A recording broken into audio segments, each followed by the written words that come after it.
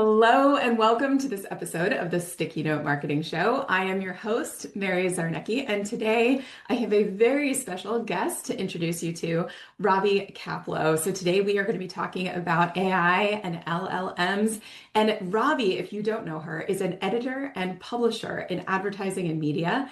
She writes about AI and LLMs as a media service and advises a small number of small B2B and media-focused businesses. And by the way, she's sparkling ice obsessed. So anyone else out there, leave us a comment if you're a sparkling ice fan. Welcome, Robbie, to the show. Sophie, so happy that you're here with us. Mary, thanks so much. It's been so much fun getting to know you, and we're going to talk about what is arguably my favorite topic these days. Yes, I'm so looking forward to this. I've been looking forward to hearing what you have to say about what is new and happening with all of these AI models and getting found in search. But before we jump into it, I know that there are people who are already familiar with you, who are watching or listening to us today, but some people may be meeting you for the first time. So for those people just getting to know you in this episode, can you tell us a little bit about what problems you tackle with your clients and who you work with, what kind of work you are actually doing now? Sure. Right now, obviously, the whole world is thinking about AI, right? And I do not teach people how to use AI. I really talk to them about how to make better decisions about it. We're in a moment in the world where everybody is thinking about the ways in which this is going to revolutionize the world, which I think it actually is. But when it comes down to your business and what's happening, there's a lot of confusion and pain. I think you will agree about what to ignore, what to invest in, where you want to lock down, and the kinds of AI tools and ideas that are worth testing and looking at to see if they're going to help make you and your business more of a success. And I think that's where I want to jump in is how do we actually think about AI and think about it in terms of not just a tool, right? Okay, we can download tutorials, we can watch videos about like how to prompt and how to structure this, what tools are you using for different jobs. But I think you bring up something really important, which is, okay, how am I thinking about this in a structured way, in a strategic way, as a growth driver, right? As something that's going to drive the success of my business. So I know one of the things that you've been talking to people about is being clear on those decisions, right? How to start thinking about those decisions, how to look at the workflows in your business and really understand where it makes sense to build in AI, to use AI. So can you let us into some of those conversations? So when people are coming to you, where should they even be getting started? Yeah, I mean, there's a couple of ways to tackle it. And what I am seeing a lot across leadership teams is that they say, I know I have to have an AI strategy, or they're scared that their boss has said to them, what's our AI strategy? And they're not sure how to answer. So I think the first thing you really need to do if you're a business leader is to get clear on what exactly is happening. And that means, are you using AI in your company? Do you have a policy in place? Are people just going rogue on their own and spending $20 on their own chat GPT subscription and uploading tons of stuff to the LLM and you have no idea where it is or how it's going? Or do you have, for instance, an enterprise version of Copilot on your Outlook? And does everybody understand like what is okay to put on the LLM, what is not okay to do it, what to do if you put something on that you might not know about? So I would say that the first foot down is really, where are we? And one thing that's been surprising, Mary, is that like people are a little nervous to say, I am not sure what we're doing. I just spoke to somebody right before we got on the phone who works at a very well-known B2B brand. And I said to her, are you on an enterprise version of Gemini or not? And she was not sure. So you have to be able to understand that maybe you're not going to know exactly what you're doing. And let me tell you, like anybody that comes to you and says, I'm an AI expert, I'm telling you, they're full of it. And I hope you don't mind me saying that to your listeners and your viewers, just because it's all changing so much so fast that it's really okay. You don't have to worry and think that you have to act like an imposter. Everybody is learning at the same time. And that is the best thing you can do, is admit what you don't know, because there is so much help out there and so much learning that there is to be done, that I think we really all have to move forward together. And I think that's a good permission slip to write. So everyone who listens to this show knows I'm always telling everyone, grab your sticky notes. So I hope everyone has their sticky notes out today, because Robbie is going to be sharing some gold nuggets with us today. But definitely, first sticky note is going to be write yourself that permission slip, right? This is moving so fast. Things that we were talking about 6 weeks ago with AI are different than we're talking about today. And at the time of this recording, I'm using Claude in my business for a lot of different things that I used to use chat for. And who knows, 6 weeks from now, that may change again, depending on how things evolve. So I think that permission slip is essential, especially for leaders of organizations, that any sign of weakness we can be intimidated by. We can feel like, oh, okay, I can't admit I don't understand this. I can't admit I'm not an expert in this. It's not really a sign of weakness to say, look, we're learning this together. I'm staying up to speed. I'm consulting people who are thinking about this all day, every day, like you, to bring in that knowledge. But I think you also bring up something. If I'm not the expert, if I have to admit and be real that, okay, I'm not an AI expert, but I'm an expert in my audience, I'm an expert in my business, I'm an expert in my market. So therefore, what is my role? Like, for the leaders you're talking to, what should they be bringing to the table when they are consulting someone who is advising them on AI? What are they really the owners of? I think they should certainly, the people who I talk with, to your point, they're going to know their business a heck of a lot better than I'm going to know their business. And what they're also going to know is where the pain points are. Like, sometimes I will say to them, what's keeping you up at night? Tell me what's really bothering you. And they will say, I want my sales team to have some kind of an AI solution, but I'm not sure how to evaluate who the vendor is. Or I'm thinking that I want to introduce some sort of AI training as part of everybody's work training, and then fold that into performance reviews. But I'm not sure what those metrics should look like. And I'm not sure how my staff is going to react once I do that. They will be able to tell me, or anybody else, like, where is the pain point and the stickiness that they're trying to get through. Or they'll have them say, my staff says that they lose so much time in putting together billing and statements every month. Or I am in PR and I spend half my time drafting press releases and then putting them out there. That's the kind of stuff that can and should be automated by AI. And it will make people feel better, because they'll be like, thank God I don't have to do that piece of drudgery that kind of pops up on my calendar every week. And instead, I can do something different. And I think that's a great reminder too, is that it's not about knowing necessarily the tool, right? A lot of times I'm getting questions from people, oh, which tool are you using? That I will tell you, right? But that's not the answer, right? You're getting at this point, which is one of the things you're having to help people with, is slowing the thinking about jumping to the solution and actually thinking about, where's the gap?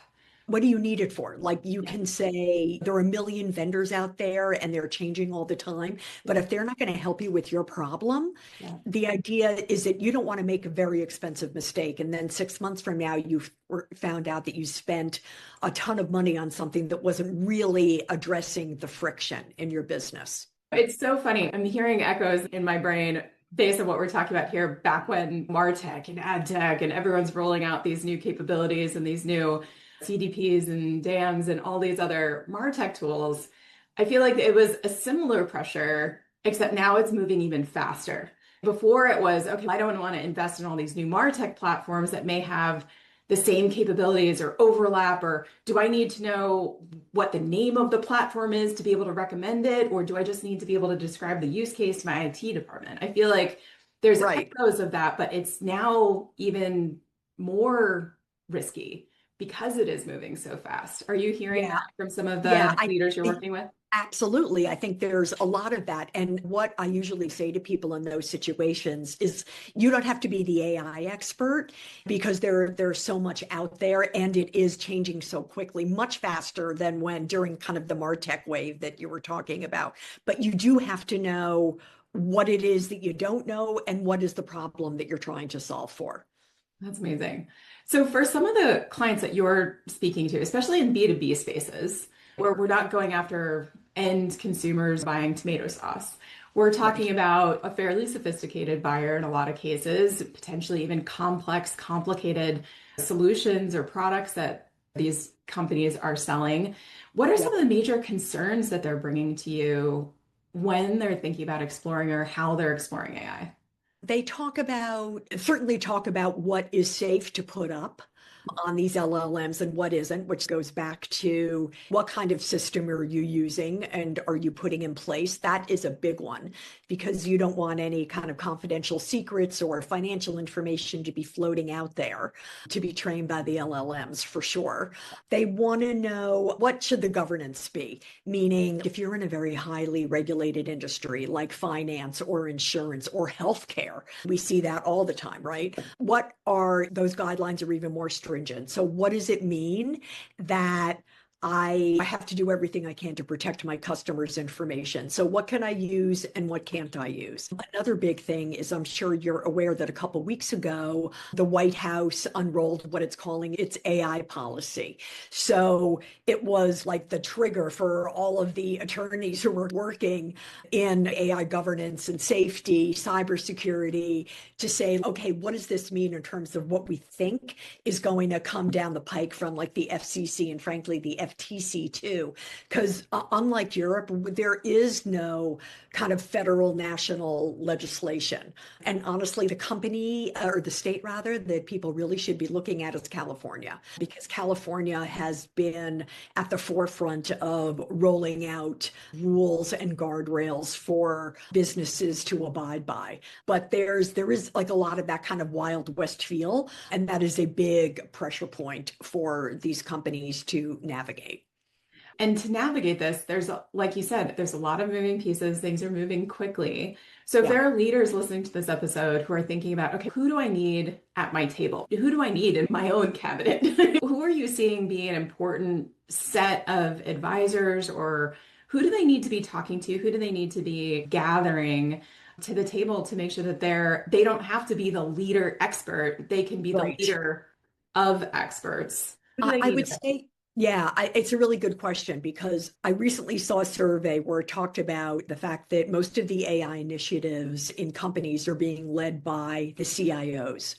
And it certainly makes sense that it originates there, but the CIO is not necessarily going to have the same sort of concerns and insights into the business that, for instance, a chief communications officer is going to have, or the chief people officer, or the head of HR, and certainly the legal counsel.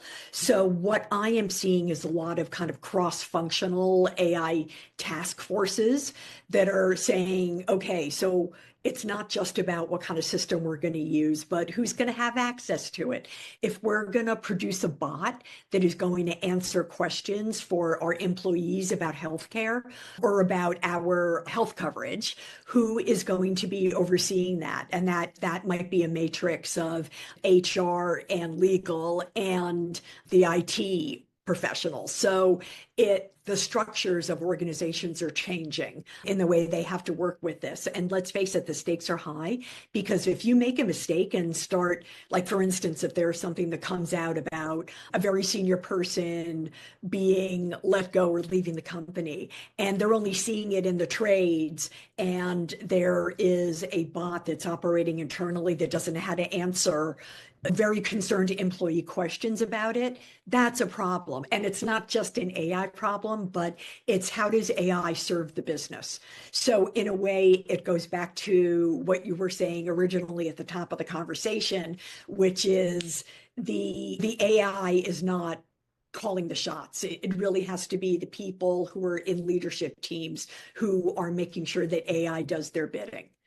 And when I talk to people, I get a lot of they all sound like they're trying to change their pants while they're driving down the highway at 60 miles an hour. And I understand what that feels like. But the idea is that AI can at least slow it down to 40 or make sure that you're fully dressed by the time you get in the car. Yes, exactly. It does. It does. It feels like we're trying to manage all these things at the same time. But I think that's really important. So hopefully you guys listening and watching to this got a couple of those notes down on your sticky note. I know I've been taking some notes as we've been going through. So something you mentioned about bringing together that cross-functional group sparked something in my brain, which is as they're bringing these people together, as they're, like you said, trying to get clarity on what are we actually trying to solve here, right? What do we actually want this thing to do for us? What are our use cases? What are our gaps? It can feel overwhelming. And so, what is your recommendation if we were going to give people some kind of core takeaway? If you did nothing else this week, what would be one thing that you think people could do to feel a little bit more grounded, feel a little bit more clear, so that it doesn't feel like that I'm trying to pull my pants on I'm driving 60 miles Right. an hour? If you're a leader, I think the first thing you should do is put out a survey. It doesn't have to be a big survey. It can be 5 questions, 7 questions saying who's using AI. If you're using it, what are you using? What is the tool you're using? And then what are you using it for? And that it's very basic and it will tell you if people who's using it and how they're using it, as well as who's not using it. So I would say if that's the one thing you're going to do this week, you should do it. If you're but if you're an employee thinking, I know I'm supposed to say that I know something about AI, but I don't know anything about AI, I would start playing around and play around with free versions. Just be mindful of what you're putting into it. Some people are using AI to plan their vacation itineraries. So it doesn't necessarily have to be work related, but something that will get you inside the gate. And listen, all of the biggies, Claude, Perplexity, OpenAI, there are free versions of all of them. And granted that they're limited, but they will still start to give you a sense of what these kind of chat conversations look like and sound and feel like. I would do that right away because you don't want to be the person at the table who says, no, I'm not doing anything on AI. There's that whole notion of it's going to make me redundant. And if I start using AI, I'm going to lose my job. And what I've been telling people is that I can't guarantee you that you're not going to lose your job, but I can tell you that if you don't use AI, it's not going to be good for you. It's just the way the world is now. And it really can be a lot of fun too. If you can try to strip away some of the anxiety and just turn the volume down, it can really be a fun thing to use and find incredibly helpful in your everyday life. Well, I appreciate that encouragement, the way you said it. Just play with it. Just be open to testing it, even outside a business use case. If this is something you're just scratching the surface on, I was fascinated by the ability to just take a picture of my fridge and ask the AI what I should make for dinner tonight that my 11-year-old would actually eat. So it doesn't always have to be a workplace automation Yeah. development. It can be something where you're just trying to wrap our heads around what could this actually do? And I Right. think that for me has been one of the most exciting things is because even just understanding the capabilities through play has allowed me to say, oh, okay, now when I stumble upon something or I can see something in a process that I'm working on with myself or with a client, I even now have a sense of what it could help me with. So you Here's almost for me. get a sense of what the possibility could be in order Yeah. to start bringing it into your thinking. So I like, Even if you think about what's that one thing you do when you sit down to work that you dread, or just, oh, I'm just going to go back and check my email again before I have to write this or do this. That might be the very thing that AI can help you with. yes, yes, I love that. I think that's To your point about just using it for a non-work purpose, my husband and I did a big party around New Year's Eve, and I fed the menu into AI. And I said, I have 3 days until this party starts. I need you to give me my cooking schedule. And it did. And it was really great, like right down to start the music and make sure that the appetizers are in the oven or whatever it is. But I couldn't believe how helpful it was. That's fantastic. I like that. All right. So everyone here, I want to hear in the comments what has been the most useful thing that you have used AI to do this week. If you have any creative solutions, drop it into the comments wherever you're watching or joining us from. I would love to crowdsource a little bit of feedback here. That's a great So, idea. Robbie, that I love stories and storytelling. So I'm curious if you have a story of someone that either you've worked with or even that you've seen in the news or in the trades of someone who's been doing what we're talking about, maybe a smaller business owner, maybe in the B2B space, but who have you seen be a model of, like you said, starting simple with the problem, being focused on the gaps first, not the tool first. Do you have a story of anyone that you've worked with or that you've heard of that's Well, done this? I had a great conversation with the chief comms officer at Yahoo when I was doing some work with Reagan Communications. And as I talked about doing a survey, but what she did was that she decided to just have an AI comms day. She had all her people take off from work and she said to them, like, I want you to play around with AI. There were different kind of tasks that had to be done by the end of the day. And it was just a way to gently help people start really using these tools. Because I think that, as we talked about, it can sound so huge and so scary that you don't see it as something that is actually there to assist you. And it's okay to figure out what that is going to be. I thought it was a kind of wonderful and gentle and holistic way to do it. And then I was talking to Brian Buchwald, who does a lot of really cool stuff at Edelman, and they're like instituting AI training across the board. And then we'll dip in to see how everybody is faring with it. So I think that if the attitude is like, we're gonna do this together and climb this mountain, it becomes a little bit less intimidating. I think that's great inspiration for both of those stories. Just, I like the idea of having that day of play, right? Here are some different things, these use cases we're going to use this for. We're going to test it. Because I'm sure a lot of leaders listening to this episode know that there are people on your team that are already ahead of the curve, right? In their personal life, maybe they're already using different platforms or they're already excited about this. They're already keeping themselves up to speed on things.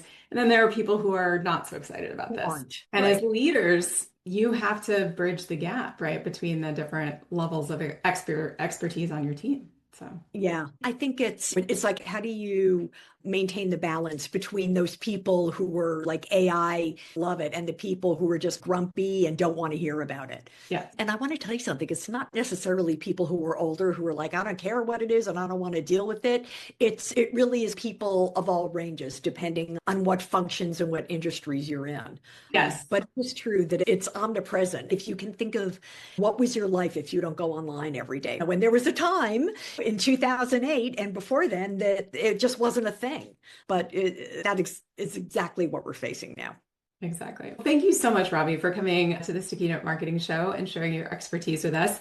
I know that you mentioned to me before we started recording that you just updated a resource that's been incredibly helpful for a lot of teams. Would you tell us a little bit about that resource that Yes. you've developed? Yes, I put together an AI glossary on my Substack, which is just being written under my own name.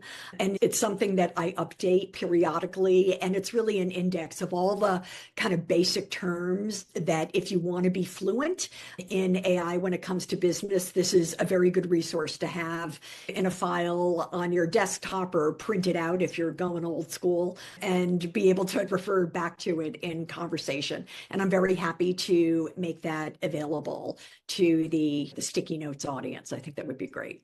Amazing. So if you're watching or listening to this episode, we'll make sure to include the link over to Robbie's Substack so you can Yep. grab that guide. I appreciate that resource. I use that resource already, and I love the fact you're keeping it up to date. So thank you, Robbie, for offering that to the community. Mary, thank you so much for inviting me on this. I really had a great time.